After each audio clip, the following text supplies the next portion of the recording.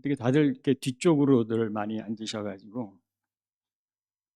근데 저도 여기 예배 드리러 왔을 때 저 뒤쪽에 앉았었거든요. 그래서 이해를 합니다. 어, 오늘 밤에 한 1시경에 제가 잠을 사실 제대로 못 잤어요. 저희 저희 아들한테 텍스트 메시지가 2개가 연달아 막 밤 1시에 오니까 얼마나 놀랬겠어요. 자다 말고 그냥, 그렇잖아요. 먼 곳에 있는 자녀가 텍스트를 하면은, 이거 무슨 큰일 났구나. 봤더니 그 자기 차 마일리지가 20만 마일 넘었다고 그 사진 찍어가지고 밤 1시에 그걸 보냈더라고요. 그래서 내가 지금 자기 아버지가 지금 설교도 해야 되고 지금 병원에서 아침에 지금 예배 인도하고 왔거든요. 오늘 예배를 지금 2군데를 해야 되는데 너 오늘 가면 내가 오늘 가면 안 놔두겠다. 그러고 왔습니다. 제가 혹시 좀 피곤해 보여도 이해하시고 또 오늘 말씀 가운데 함께 은혜 받기를 바랍니다. 지난주에 그 예수 그리스도가 나의 구원자 되심을 고백하며 묵상하기 시작하면 내 마음이 따뜻해진다고 말씀을 드렸습니다. 남을 섬기고 싶은 마음이 생기고 남을 위해 기도하고 싶어지고 또 하나님을 온전히 예배하고 싶어지고 또 말씀을 지키고 싶어지고 또 나아가 거룩하고 싶은 그런 죄를 멀리하고 싶은 그런 그 마음이 조금씩 싹 튼다고 했습니다.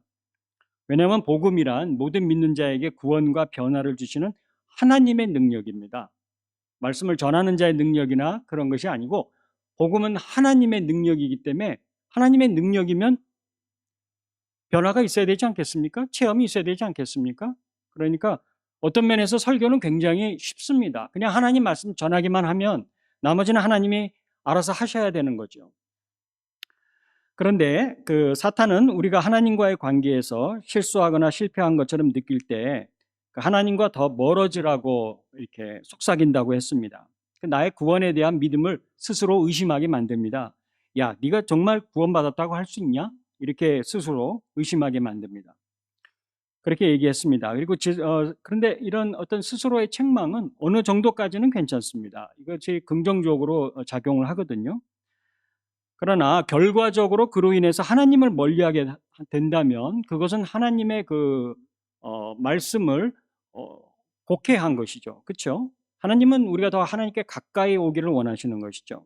그것은 하나님이 원하시는 바가 아니라고 했습니다. 그래서 그것을 로마서 3장 20절 말씀에 율법으로는 죄를 깨닫는다라고 하는 말씀의 올바른 적용이라고 했습니다. 그걸 깨달으니까 그러니까 예수 그리스도가 필요하구나. 그래서 하나님께 더 가까이 나아가는 그것이라고 말씀을 드렸습니다. 아담과 하와가 죄의 문제가 해결되지 않은 채 생명나무를 먹고 영생할까 봐 죄인으로서 영원히 살면 안 되잖아요. 그래서 하나님이 그들을 쫓아내셨다고 창세기에서 말하고 있습니다. 그런데 예수님은 자신을 가리켜서 생명이라고 여러 차례 성경에서 말씀을 하셨다고 지난주에 전했습니다. 그리고 성찬식을 통해서 나를 기념하라라고도 하셨습니다. 그래서 떡과 잔을 떼는 것은 마치 우리가 생명나무의 열매를 먹는 그 연습을 하는 것과 같은 의미도, 영적인 의미도 거기에 있다고 말씀을 드렸습니다. 예수님은 계시록 2장 7절에서 마지막 때에 이기는 그에게는 내가 하나님의 낙원에 있는 생명나무의 열매를 주어서 먹게 하겠다고 하셨습니다. 여기 이기는 이라고 하신 것 보니까, 이기는 자라고 하신 것 보니까 싸우는 것을 전제로 하고 있음을 알 수 있습니다. 즉 우리는 구원받은 자지만 그러나 세상에서 그리스도의 삶을 살기 위해서 싸워서 이겨야 됩니다. 이는 마치 이스라엘 백성들이 약속의 땅인 가나안 땅에 들어갔지만 그러나 그 약속의 땅에 들어갔는데 거기서 편한 것이 아니라 거기 땅을 정복해야 됐었습니다. 싸워야 됐었죠. 그와 비슷하다라고 말씀을 드렸습니다. 로마서 10장 13절에서 누구든지 주의 이름을 부르는 자는 구원을 받으리라고 하셨듯이 누구든지 예수님을 받아들이면 이 모든 약속이 내 것이 된다고 말씀을 드렸습니다. 아무것도 할 거 없이 받아들이기만 하라. 내가 다 할 테니까. 그래서 예수님 영접에 대해서 아직 긴가민가 하시는 분이 계시면 제가 가스불을 끄고서 가스불 껐다 하고 소리친 것처럼 소리를 치시라고 말씀을 드렸습니다. 그렇게 소리치시는 것을 좀 교회적으로 이야기를 하면 세례 또는 침례라고 합니다. 아직까지 긴가민가 하시는 분이 계시면은 확실하게 하시려면은 저는 사실 뭐 침례를 더 성경적이라고 보거든요. 이 뒤에 침례탕이 있으니까 뭐 저에게 말씀을 하시면 제가 아주 물속에 확 넣어가지고 그냥 금방 안 빼드리고 확실히 기억에 남으시게끔 제가 이렇게 침례를 드려서 하나님 나의 신앙을 고백할 수 있도록 그렇게 하도록 하겠습니다. 자, 그것이 어떤 지난주까지 말씀을 드린 거고, 오늘은 예수의 나심의 말씀을 드리면서 요셉에 좀 포커스를 맞추어서 구원에 대한 메시지를 계속 전하도록 하겠습니다.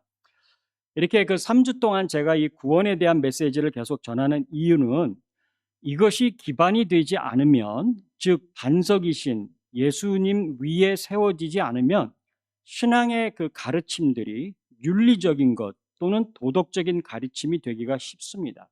올바로 사는 것, 이것이 도덕적인 것이 되기가 쉬워요. 다른 말로 하면 그냥 하나님을 직접 내가 섬기는 그런 형태로 될 어떤 경우에는 내가 뒤돌아보면 그렇게 되어 있는 것을 보는 경우가 있습니다. 그러나 윤리나 도덕의 기준은 사람마다 다릅니다. 사실 옳고 그름의 기준이 다 다릅니다. 그래서 하나님을 섬기면서도 교회에 분열이 있는 경우가 있습니다. 이상하게 하나님을 열심히 섬기는데 그러면 그럴수록 교회가 더 큰 분열과 더 큰 다툼이 생기는 것을 봅니다. 그것은 교회가 이 그리스도의 복음 위에, 반석 위에 먼저 세워져야 되는 것이죠. 그래서 우리는 예수님 위에, 이 사실 위, 말씀 위에 모든 것을 세워 나가야 되는 것입니다. 본문으로 들어가겠습니다. 오늘 본문에서 요셉이 한 말은, 요셉이라고 하는 이 분은 참 굉장히 존경스러운 분인 것 같아요. 참 좋은 아버지, 남편이었던 것 같습니다. 왜냐하면 그가 한 말은 한마디도 성경에 나오질 않습니다. 그런데 그의 이미지를 보면 굉장히 점잖고, 그리고 가족을 사랑하고, 그리고 말보다는 행동으로, 몸으로 메시지를 전하는 그러한 아버지였습니다. 남편이었습니다. 그리고 매번 그가 꿈에서 순종을 하고, 그리고 하나님 말씀을 따르는 그런 아주 젠틀한 그런 분이었던 것 같습니다. 우리가 읽은 본문에서 마리아가 요셉과 약혼하고 정혼하기 전에 성령으로 예수님이 잉태되셨다고 했습니다. 그 당시의 약혼은 우리가 생각하는 약혼과는 다릅니다. 이것은 거의 결혼이죠. 같이 합방만 안 했다 뿐이지, 만약에 약혼을 했는데 남편이 죽으면 아내는 과부가 됩니다. 그리고 서로 헤어지려면 정식 이혼 절차를 거쳐야 됩니다. 근데 아내들 합방하기 전에 예수님으로 잉태가 됐습니다. 본문에서 남편 요셉은 의로운 사람이라 그를 드러내지 아니하고 가만히 끊고자 하였다고 합니다. 요셉이 의롭다는 말은 영어 성경으로 보면 faithful to the law인데, 그는 공개적으로 문제를 처리하는 것보다는 조용히 해결을 하려고 했다고 합니다. 근데 사실 성경에 나와 있지는 않지만 그러나 요셉이 많이 갈등했을 것입니다. 그렇지 않습니까? 정말 많은 고민을 했을 겁니다. 이것을 정말 공이냐 아니면 사랑이냐, 이 사이에서 말이죠. 우리가 때로는 그냥 그 순간에는 내가 용서해야지 하다가도 사실 상대방이 반응하는 것이나 이런 걸 지나는 걸 보면 또 갑자기 화가 막 그냥 속에서 끌어올라오는 경우가 있습니다. 요셉도 아마 그랬을 거예요. 용서해야지, 뭐 이해해야지 하다가도 또 지나고 나면은 아닌 말로 마리아가 이거 모닝식이라 그러나요? 막 그런 걸 하면 옆에서 보면 막 화가 나기도 하고 막 그랬지 않겠습니까? 많은 갈등을 했을 것입니다. 그런데 우리가 하나님의 뜻을 찾을 때 갈등하는 것은 당연한 일입니다. 아니, 갈등하는 것이 필요합니다. 갈등은 믿음이 부족한 것이 아니라 하나님의 뜻을 찾아가는 성장의 과정입니다. 믿음의 삶을 살기 위한 우리의 처절한 노력이기도 합니다. 또 나의 현재의 믿음의 상태를 발견하는 좋은 계기가 되기도 합니다. 또한 죄의 유혹을 받는 것도 믿음이 부족해서가 아닙니다. 누가 그러지 않습니까? 새가 내 머리 위를 날아가는 것은 막을 수 있지만 내 머리 위에 둥지를 트는 것은 막을 수 있다고 했습니다. 요셉이 마리아가 잉태한 것을 드러내지 않고 가만히 끊고자 한 것을 보면 여기에는 분명히 요셉의 마리아에 대한 배려가 있는 것이 분명합니다. 자기가 심판자가 되지 않고 판단자가 되지 않으려고 하고, 공개적으로 정죄할 수도 있지만 공개적으로 하는 방법 대신에 두 사람의 증인을 세워서 조용히 해결하려고 했던 그런 계획이었습니다. 요셉은 판단은 하나님이 하실 것이고 자신이 할 일은 마리아와 조용히 헤어지는 것이라고 생각한 것 같습니다. 우리 삶의 여러 가지 문제들에는 명확한 답을 찾기 어려운 경우가 참 많습니다. 때로는 사람들이 스스로의 심판자가 되어서 판단하기도 하고 정죄하기도 합니다. 그러나 우리의 역할은 심판자가 아닙니다. 심판은 하나님이 하실 것입니다. 정말 정확한 심판, 하나님께 맡겨드려야 됩니다. 그런데 오늘 드리고자 하는 말씀은 여기서 영적인 교훈으로 생각해 볼 것은 이처럼 무엇이 옳고 그르다를 아는 것과 또 즉 선과 악을 아는 것과 그 선을 행하고 악을 행하지 않을 수 있는 능력이 있는 것은 별개의 문제라는 것입니다. 그러니까 내가 무엇이 옳다는 걸 아는 것과 그 옳은 것을 행할 수 있는 것은 사실 별개의 행할 수 있는 능력이 있는 것은 별개의 문제라는 것이죠. 예수 그리스도가 이 땅에 오신 이유도 우리가 축하하는 이 성탄절도 바로 그 이유 때문입니다. 창세기 3장 22절에서 이렇게 말합니다. 여호와 하나님이 이르시되 보라 이 사람이 선악을 아는 일에 우리 중 하나같이 되었으니 그가 그의 손을 들어 생명나무 열매도 따먹고 영생할까 하노라 하시고 선악을 아는 일에 우리 중에 하나같이 되었으니 그렇지만 아담이 그 알게 된 선을 행하고 악을 행하지 않을 수 있는 능력도 우리 중에 하나같이 된 것은 아니죠. 그렇죠? 그냥 아는 것만 우리 중에 하나, 하나님 그 말씀하시는 성부, 성자, 성령 우리 중에 하나같이 되었다고 성경에서 분명히 얘기를 하고 있습니다. 그러나 그것을 행할 수 있는 능력이 있었던 것은 아니죠. 왜냐하면 우리가 행할 수 있는 능력이 우리 중에 하나같이 되었다 뭐 그런 말씀은 성경에 없으니까요. 아담은 알기는 알았지만 그들이 행할 수 있는 능력은 없었습니다. 그러니까 아는 것과 그 아는 것을 행할 능력이 있는 것은 별개의 사항입니다. 이거를 드러내게 하기 위해서 후에 하나님이 모세를 통해 율법을 이스라엘 백성들에게 주신 것입니다. 그러니까 율법을 요즘 말로 지금 말로 하면 그냥 모랄로 양심의 가책, 도덕적 가책 뭐 이런 것들로 생각하시면 될 것 같습니다. 왜냐하면 제사법, 뭐 율례법, 그다음에 뭐 사회법 이런 법들이 적용은 안 되지만 그러나 하나님의 그 법이 우리 안에 있지 않습니까?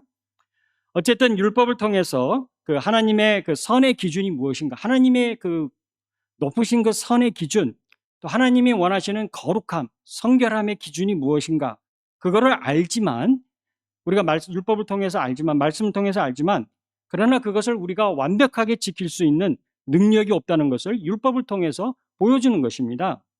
말라기까지 성경, 구약 성경 전체까지 가서 이스라엘 백성들이 실패할 수밖에 없었던 것도 구약의 역사가 보여주는 것도 그것입니다. 우리에게는 희망이 없다는 것이죠. 그래서 예수 그리스도가 온다고 하는 것을 알려주는 것입니다. 로마서 3장 20절에서 율법으로는 죄를 깨달음이니라. 사람이 행할 능력이 없는데 능력이 없는 사람 보고 하나님과의 잘못된 관계를 바로잡으라고 문제를 해결하라고 할 수는 없죠. 그건 말이 안 되지 않습니까? 그러니까 즉 능력이 있으신 분, 선악을 아는 일에 우리 중 하나같이 되셨다고 하신 그 성부, 성자, 성령 하나님 중 한 분, 삼위일체 하나님과의 관계를 바로잡을 수 있는 분이 능력이 있으신 분이 사람의 모양으로 오셔서 이 문제를 하나님과의 관계의 문제를 해결을 하신 것입니다. 그분이 예수님으로 오신 것입니다. 그분이 태어나고 있는 장면이 오늘 읽은 마태복음 내용입니다. 그분이 나 대신 십자가에 달려 죽으셨습니다. 히브리서 4장 15절에서 그는 모든 일에 우리와 똑같이 시험을 받으신 이로되 죄는 없으시니라고 말하고 있습니다. 그러니까 능력이 있으시다는 것이죠. 하나님이 이것을 다 해결하시고 우리 보고는 말씀하십니다. 얘야 받아들이기만 해라. 받아들이기만 해라 하신 것입니다. 선이 무엇인지 알지만 나에게는 그것을 행할 능력이 없다는 것이 사실 복음적인 고백입니다. 나는 예수 그리스도를 통해 의인이 되었습니다. 내가 받아들임으로 말미암아 가스불 껐다라고 막 소리 지르므로 말미암아 받아들임으로 나는 의인이 되었지만 그러나 의인다운 삶을 살기 위해서는 계속 싸워야 하는 것이 우리의 고백입니다. 읽었던 계시록 2장 7절에서 이기는 그에게는 내가 하나님의 낙원에 있는 생명나무 열매를 주어 먹게 하리라. 우리가 그 싸움을 싸워가고 있는 것이죠. 이 말은 우리의 구원이 불안정하다는 말은 결코 아닙니다. 우리는 의인이 되었습니다. 과거의 일입니다. 예수님께서 하신 일이 불완전한 일이 아닙니다. 우리는 의인 되었지만 그러나 죄의 영향력은 남아 있는데 우리가 싸워서 이길 수 있는 것입니다. 다시 말씀드리지만 아담과 하와가 선악과를 먹고 선악을 알게 된 것과 그 알게 된 선을 행하고 악을 피할 수 있는 그런 그 능력이 있는 것은 별개의 사항입니다. 나의 죄인됨을 인정하는 것은 우리의 고백이 그렇습니다. 내가 무엇이 선인지 알아요. 그렇지만 그 선을 행할 능력이 나에게 없다는 것을 인정하는 것입니다. 그 부족함을 내가 고백하는 것입니다. 그 고백이 나를 예수 그리스도에게로 더 가까이 예수님이 이래서 필요하구나 나아가게 한다고 지난 몇 주 동안 말씀을 전했습니다.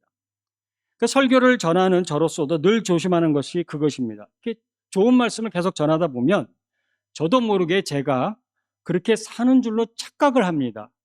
제가 그만한 수준인 줄로 제가 착각을 해요. 여러분도 마찬가지입니다. 설교 인터넷 유튜브에서 많이 들으시다 보면 여러분이 그렇게 사는 줄로 착각을 합니다. 그러나 우리는 사실은 아닙니다.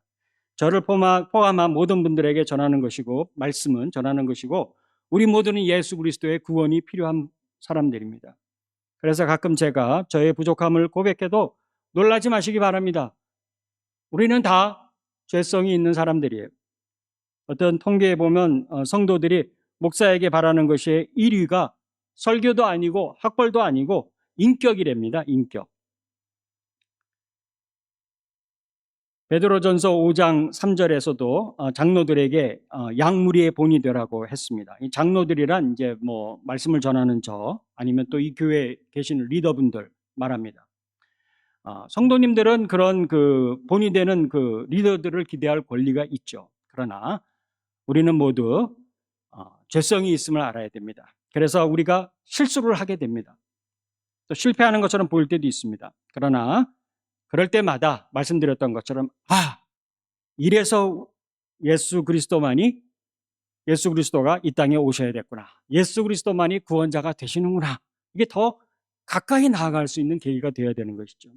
그렇게 되면 제가 그렇게 되라고 지금 3주 동안 계속해서 말씀을 드리는 겁니다. 그런 교회가 복음적인 교회고 그런 교회가 은혜가 풍성한 교회입니다.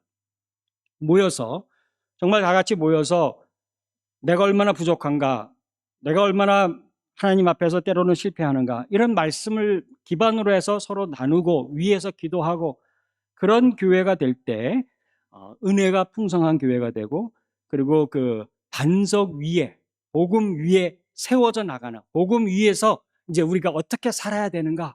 근데 때로는 실패해도 하나도 겁나지 않습니다.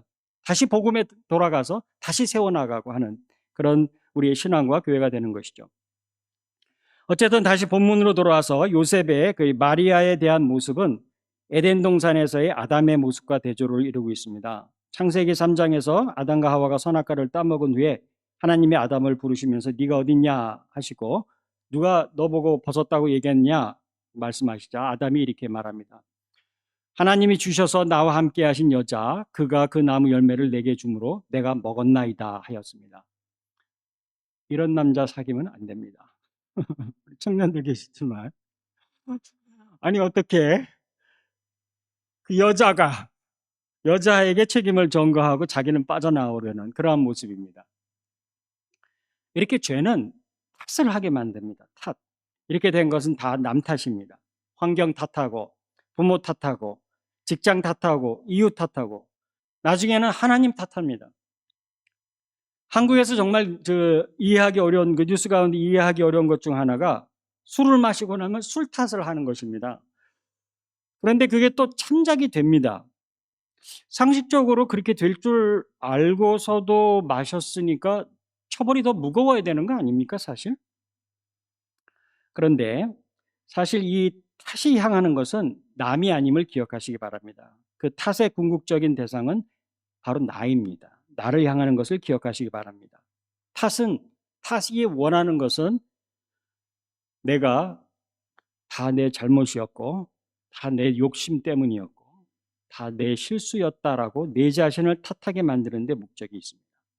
탓은 나를 넘어뜨리는 데 목적이 있다는 것을 깨달으셔야 됩니다. 죄의 영향력입니다. 여러분이 잘 아시는 요나서를 보시면 요나서 1장에서 요나가 풍랑을 만났을 때 요나가 배에 탄 사람들한테 이렇게 말합니다. 1장 12절에서 그가 대답하되 나를 들어 바다에 던지라. 그리하면 바다가 너희를 위하여 잔잔하리라. 너희가 이 큰 폭풍을 만난 것이 다 나 때문인 줄을 내가 아노라 하니라. 이 말을 어떻게 보면은 굉장히 믿음이 있는 것 같은 말씀 같기도 하지만 제가 보기에는 이것은 내 탓이라는 것이죠. 바다에 던지라는 말은 나를 죽이라는 말입니다. 그냥 죽고 싶다는 말입니다. 요나가 무슨 믿음이 있거나 책임감이 있어서가 아니라 요나는 그냥 이대로 죽고 싶은 것입니다. 그러자 백사공들이 이 사람 뭐야? 이러면서 어떻게든 다른 방법으로 해결을 해보려고 합니다. 그러다 안 되니까 요나를 던지죠. 근데 요나서를 보면 놀랍게도 요나는 죽고 싶다는 말을 너무 자주 합니다. 하나님께 죽는 것이 사는 것보다 낫다는 말을 2번이나 하죠. 한 번은 니느웨 사람들이 회개하는 것을 보면서 그 말을 하고, 다른 한 번은 그늘을 주었던 박농풀이 사라져 뜨거운 동풍을 피하지 못했을 때 죽는 것이 사는 것보다 낫다, 이렇게 얘기를 합니다. 이 말을 들으면 이렇게 딱 떠오르는 게, 저는 아시다시피 병원에서 체플린으로 있으니까 이렇게 최근에 자살을 시도하신 분들, 그분들을 이제 돕는 그 팀하고 같이 이렇게 상담을 하면서 신앙적인 상담을 하면서 일을 합니다. 근데 보통 보면은 최근 6개월 이내에 시도한 적이 있는 분들을 이제 대상으로 하죠. 근데 그분들을 보면은 다 이유는 죽는 것이 사는 것보다 낫다라고 생각하기 때문입니다. 죽음만이 유일한 현재의 고통을 피할 수 있는 유일한 수단이라고 생각되기 때문에 그렇게 시도를 하는 것이거든요. 근데 사실 그 순간만 막으면 그거를 막을 수가 있습니다. 그 순간만 막으면. 요나를 보니까 굉장히 디프레스된 사람이었던 것 같습니다. 또 왜냐하면 또 본문에 보시면 또 요나가 화를 굉장히 많이 냅니다. 4장 1절에 요나가 매우 싫어하고 성내어, 또 4장 9절에서 하나님이 네가 이 박넝쿨로 말미암아 성내는 것이 어찌 옳으냐 하시니까 요나가 대답하기를 내가 성내어 죽기까지 할지라도 옳으니이다. 화가 머리끝까지 난 것 같습니다. 또 죽겠다는 말을 합니다. 의사분들은 얘기하더라고, 화가 폭발하는 것도 우울증의 한 증상이라고 이야기를 하더라고요. 요나는 탓을 많이 했습니다. 내 탓이고 하나님 탓이고, 그리고 죽겠다는 말을, 아니 성경에서 선지자가 이렇게 많이 얘기하면 됩니까? 죽겠다는 말을, 죽고 싶다는 말, 죽여달라는 말, 화가 나서 화가 폭발하는 그런. 그리고 보면은 성경이 참 매력적인 게 이렇게 불완전한 요나를 하나님이 참 쓰셨다는 것입니다. 참 요나서는 참 독특한 말씀인데 저한테 얼마나 많은 위로를 주는지 모르겠습니다. 나 같은 사람도 쓰일 수 있구나. 나 같은 사람도 쓰일 수 있구나. 정말 나이를 먹어갈수록, 시간이 지날수록 정말 내 탓이라는 것이 점점 쌓이게 됩니다. 후회가 쌓입니다. 한 해가 지나가면 성탄 즐겁지만은 때로는 내 마음에 가슴이 뻥 뚫린 것 같아요. 인생이 허무해지고 뭔가 그냥 좀 가라앉고. 다들 그런 적 없으신가 봐요. 저만 그런 것 같아요. 네? 다들 그런 적 없으신 것 같은 표정으로 저를 바라보시는데, 그런 것이 사실 우리의 현실, 우리의 어떤 솔직한 모습일 경우도 있어요. 아마 지금 그런 상황을 지나고 계신 분이 계실지도 몰라요. 다 내 탓이다, 내 잘못이다. 뭔가 외로운 시간을 지낼 수도 있습니다. 그러나 이러한 요나를 쓰신 하나님을 보면서 마음에 참 큰 위로가 돼요. 이런 요나도 하나님이 쓰시고, 나같이 정말 이런 사람도 하나님이 쓰시려면 쓰실 수 있겠구나. 우리를 쓰시려면 쓰실 수 있겠구나. 우리는 내 탓이다, 누구 탓이다, 다른 탓이다 보다는, 하나님 탓이다 하기보다는 현재를 있는 그대로 먼저 받아들여야 됩니다. 받아들이고, 그리고 선을 이루실 하나님을 바라봐야 됩니다. 하나님은 우리의 실수와 잘못도 뒤집으셔서 궁극적으로 좋은 결과를 주십니다. 이걸 믿어야 됩니다. 오늘 본문도 아담과 하와의 죄를 뒤집으셔서 구세주인 예수 그리스도를 예비하셔서 보내주시는 그러한 장면입니다. 수천 년 전부터 이미 말씀하셔서 보내주시는 장면입니다. 실패를 뒤집으십니다. 하나님은 선을 반드시 만들어 내고야 마십니다.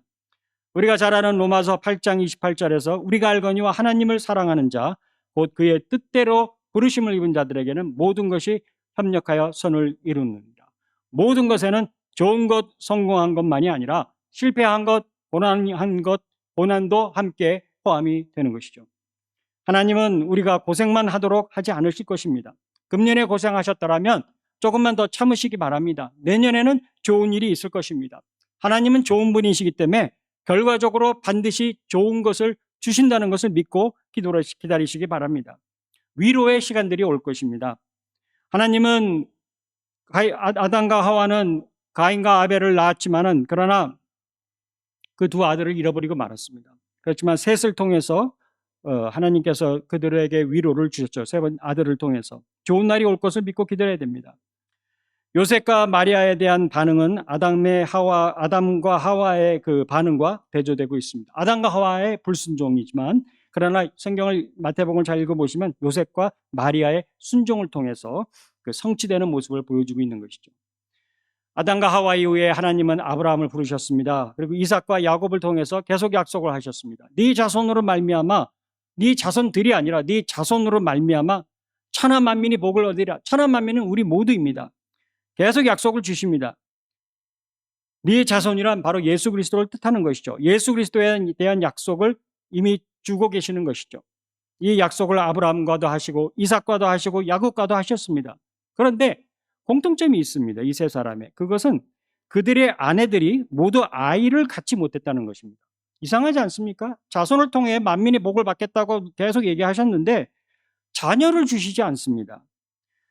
아브라함은 자녀가 없어요. 이미 나이가 많이 들어서 더 이상 아이를 가질 수 없는 상태의 아이를 갖게 되었습니다. 이삭의 아내 리브가도 아이를 가질 수가 없었습니다. 그래서 이삭의 기도로 쌍둥이 에서와 야곱을 가지게 되었다고 창세기 25장 21절에 말합니다. 야곱이 사랑했던 아내 라헬도 자녀를 갖지 못했는데 하나님께 기도함으로 자녀를 갖게 되었다고 창세기 30장 22절에 말하고 있습니다.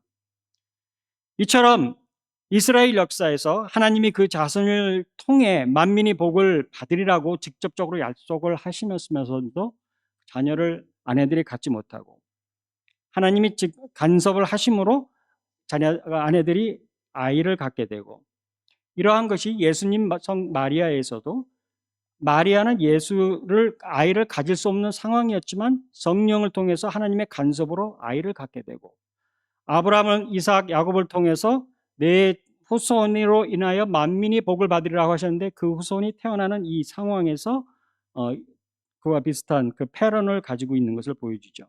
그러니까 메시아는 그냥 오신 분이 아니라 이미 오래전부터 구약에서부터 조금씩 보여지기 시작했다는 것입니다. 성령의 역사로 말미암아 하나님의 간섭으로 잉태되었습니다. 주겠다, 보내시겠다고 하신 그 메시아가 오신 것이죠. 그냥 이유 없이 그 집안이 그냥 이렇게 된 것은 아니죠. 아이를 못 갖는 집안이거나 뭐 그런 것은 아니죠. 우리가 이 사실을 보면은 하나님이 약속을 나에게 주셨는데 하나님 말씀대로 살면 하나님이 책임져 주신다. 예를 들면은 근데 우리 삶에 이해하기 어려운 일들이 있을 때가 있습니다. 하나님의 말씀을 따라서 믿음의 발걸음을 옮겼는데도 오히려 이상하게 일이 막히는 경우가 있습니다. 이렇게도 해보고 저렇게도 해봤는데도 잘 안 됩니다. 그러면 그럴 때는 딱 떠오르는 생각이 있습니다. 그동안 있었던 일들이 다 우연이었나? 그런 생각을 하게 됩니다. 그러나 우리는 하나님이 행하실 일들을 기대하면서 인내해야 됩니다. 때로는 내 눈앞에 보이지 아니할지라도 생각한 대로 계획한 대로 믿음대로 살아왔지만 당장 눈앞에서 일어나는 일들은 그와 정반대되는 것처럼 보일지라도 지금은 당장은 이해되지 않아도 하나님은 이미 오래전부터 여전히 일하고 계심을 믿으시기 바랍니다. 내 삶 가운데서 일하고 계심을 믿으시기 바랍니다. 아브라함과 이삭과 야곱에게 자녀를 주겠다 약속을 하시면서도 정반대되는 것처럼 보이지만 그러나 하나님은 그들을 통하여 예수 그리스도를 이 땅에 보내셨습니다. 히브리서 11장 1절에서 믿음은 바라는 것들의 실상이요 보지 못하는 것들의 증거니라고 하셨습니다. 믿음은 단순한 감정이나 긍정적인 사고가 아닙니다. 적극적인 노력이고 의지입니다. 믿음은 바라는 것, 즉 아직 안 이루어진 것을 전제로 하고 있습니다. 보지 못하는 것, 아직 못 본 것을 전제로 하고 있습니다. 다 이루어지고 다 보고 다 알고 있다면 믿음이 구태여 필요하겠습니까? 하나님이 나의 삶을 인도하고 계시다는 것을 굳건히 믿어야 됩니다. 모든 것은 다 합력해서 나의 구원의 완성을 위해서 이루어지고 있음을 믿으시기 바랍니다.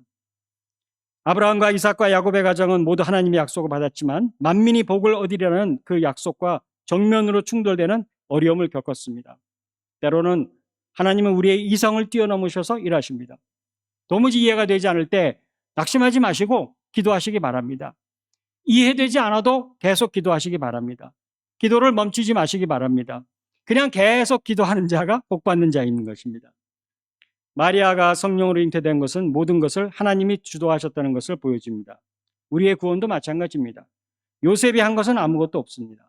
하나님이 주도하신 것입니다. 하나님이 시작하셨으니까 하나님이 이루어 나가실 것입니다. 그냥 요셉은 하나님이 하시는 일을 보고 거기에 순종한 것뿐입니다. 우리에게는 이처럼 순종이 필요합니다. 하나님의 말씀을 받아들임이 필요합니다. 아브라함의 순종, 요셉의 순종, 예수님의 십자가에 대한 순종, 우리도 순종을 통해서 이 구원의 대열에 합류하는 것입니다. 십자가의 도에 대한 순종입니다. 하나님의 말씀에 대한 순종입니다. 예수라고 하는 이름은 히브리어로 예수아, 즉 여호수아라는 말입니다. 구약에 나오는 가나안 땅을 이스라엘 백성을 이끌고 정복했던 여호수아, 바로 그 여호수아입니다. 야훼, 여호수아라는 이름의 뜻은 야훼 is salvation, 하나님은 구원이시다. 이스라엘 사람들은 아이가 난 지 8일이 되면 할례를 하고 정식으로 이름을 부여합니다. 그러나 예수님은 이미 태어나시기 전부터 천사가 말하길 그 이름을 예수라고 정해 주셨습니다. 하나님이 구원하신다. 무엇으로부터? 죄에서부터. 요셉은 주의 사자의 말을 받아들였습니다. 믿었습니다. 요셉은 하나님의 말씀을 들었고 그 말씀에 순종했습니다. 요셉은 의로운 사람이었지만 그러나 그 의로움이 하나님의 의로움을 넘어서진 않았습니다. 하나님의 말씀에 순종했습니다. 나의 의로움이냐 아니면 하나님의 의로움이냐의 싸움인 것입니다. 나의 능력을 믿을 것이냐 하나님의 능력을 믿을 것이냐의 싸움입니다. 내 눈에는 아니 보일지라도, 내 눈에 보이는 것엔 다르게 보일지라도 나는 그저 하나님을 믿고 의지하며 나아가겠다. 하나님은 좋으신 분이시라는 것을 믿고, 때로는 내 눈앞에 보이는 것이 안 좋아 보일지라도 하나님은 좋으신 분이시니까 좋은 결과를 반드시 주실 것이다. 합력해서 선을 이루실 것이다 라는 것을 믿고 우리는 나아가야 되는 것입니다. 우리의 구원을 시작하신 하나님께 이 땅에 예수 그리스도를 오늘 보내심으로 말미암아서 예수 그리스도를 통하여 우리에게 복을 주시고 우리를 통하여 모든 만민이 복을 받게 하시고 하나님의 구원을 이루실 것입니다. 이사야 7장 14절에서 이렇게 말합니다. 그러므로 주께서 친히 징조를 너에게 주실 것이라. 보라, 처녀가 잉태하여 아들을 낳을 것이요 그의 이름을 임마누엘이라 하리라. 하나님이 우리와 함께 하십니다. 하나님이 나와 함께 하시고 하나님이 이 자리에도 함께 하시고 우리의 모든 것을 아시고 나의 고통을 아시고 나의 걱정과 근심을 아시고 때로는 모든 것이 다 내 탓이다. 내 자녀가 잘못되는 것 보거나 내 이웃이나 내 부모나 내 다른 데 있는 것들을 보면서 다 내 탓이다. 그러나 아닙니다. 하나님께서 고치시고 새롭게 하셔서 우리의 삶을 변화시킬 것입니다. 하나님이 나를 반드시 인도하시고 마지막 날까지 나의 삶의 마지막 순간까지 나를 인도하실 것입니다. 그러기 위하여서 예수를 이 땅에 보내시고 그 이름을 임마누엘이라 하셨습니다. 이것이 크리스마스의 의미입니다. 우리도 요셉처럼 우리도 말씀에 순종함으로 또 하나님의 임재를 더욱 풍성히 경험하시는 오늘 하루와 또 내년이 되시기를 주의 이름으로 부탁을 드립니다. 기도하시겠습니다. 하나님 아버지, 이미 수천 년 전부터 예정하시고 예비하신 그 예수 그리스도를 이 땅에 보내셔서 하나님 자녀가 되는 특권을 누리고 복을 누리게 하시니 고맙고 감사합니다. 하나님은 나의 아버지시요 또 나를 인도하시는 자시요 또 나를 보호하시는 분이심을 고백합니다. 금년 한 해 함께 하시고 또 앞으로 다가오는 시간 동안 함께 하실 하나님을 믿습니다.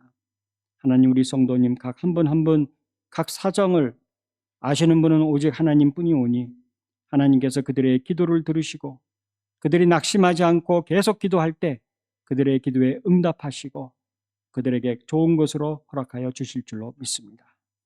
그러한 믿음을 고백하는 우리 모두에게 하나님의 은혜가 더하여 주시옵소서.